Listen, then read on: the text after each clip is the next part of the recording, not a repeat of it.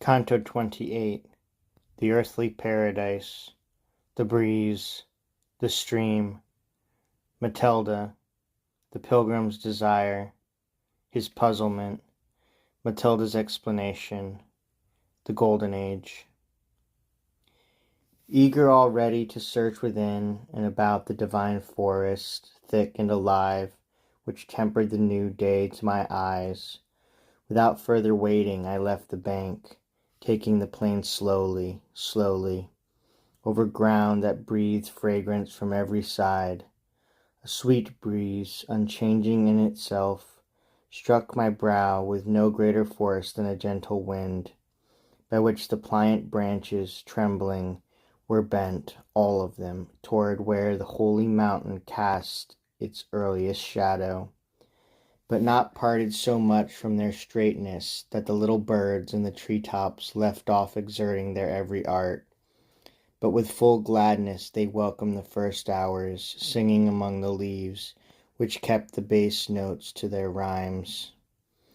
Like the note that gathers from branch to branch in the pine forest on the shore of Classe, when Aeolus looses the sirocco.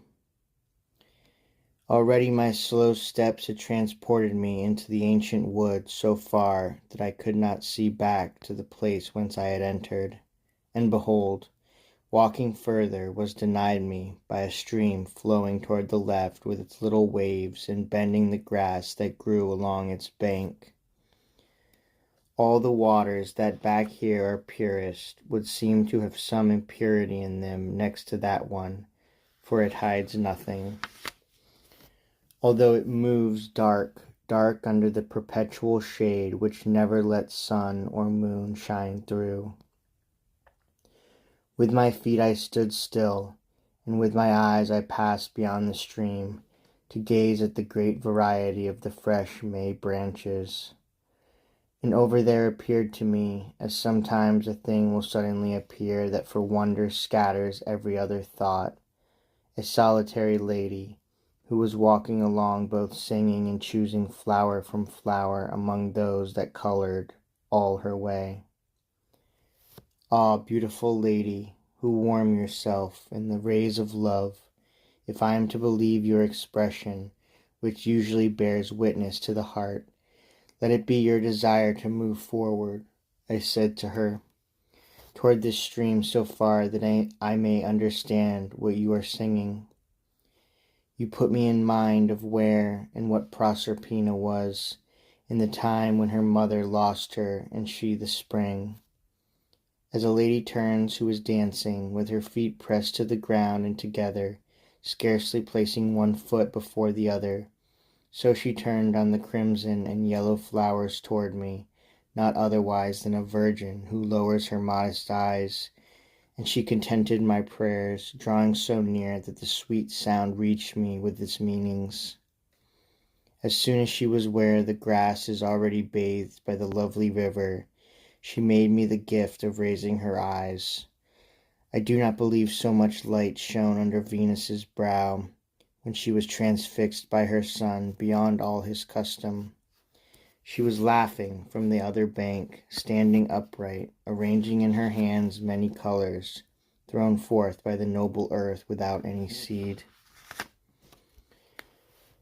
The river kept us 3 paces apart, but Hellespont, where Xerxes passed, a bridle still on all human pride, suffered no more hatred from Leander when the sea was high between Sestos and Abydos, than that river from me for not opening then. You people are new, and perhaps because I laugh, she began, in this place chosen to be the nest for human nature, some doubt keeps you marveling, but light is shed by the Psalm Delectasti, which can uncloud your intellects. And you who stand in front and begged me, say if you wish to hear more, for I have come ready for your every question, as much as will suffice. The water, I said, and the sound of the forest conflict with a new belief in me, and what I heard contrary to this. Then she, I will explain how what you marvel at proceeds from its cause, and I will purge the fog that strikes you. the highest good, who alone pleases himself, made man good and for the good, and this place he gave as a token to him of eternal peace. Because of his own fault he dwelt here but little. By his own fault he changed into weeping and labor his virtuous laughter and sweet play. That the disturbances made below by the exhalations of water and earth, which follow heat as much as they can, should not offer any harm to man, this mountain rose thus far toward heaven, and is free of them above the gate that is locked. Now because the sphere of air turns in a circle altogether, following the first turning, if its circle is not broken in some place, this height, rising altogether free into the living air, is struck by that motion which makes the forest resound because it is so dense. And the plant that is struck is so vigorous that it impregnates the air with its formative power, and the air then, in its circling, scatters it abroad. And the rest of the earth, as it is worthy in itself, and because of its sky, conceives and bears diverse trees from the diverse powers. Hearing this, it would not seem a marvel back there when a plant takes root without visible seed. And you must know that the holy field where you are is full of every sowing, and has fruit in itself that is not gathered back there.